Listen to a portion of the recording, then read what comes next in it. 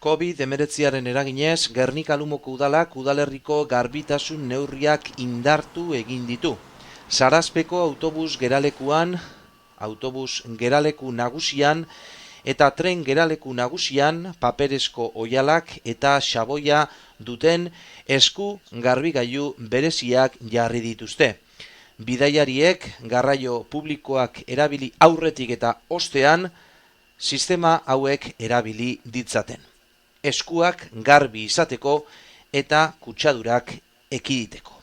Gainera, garbitasuna indartu eginda kaleetan, barandetan, zaborre edukiontzietan eta zabalik dauden denden inguruetan, hau da, ogisaltokietan, supermerkatuetan, farmazia, zein ospitale eta ambulategietan, garbitasun neurri bereziak eta desinfektazio berezia burutzen ari dira langileak. Hemen garbiketa lanak.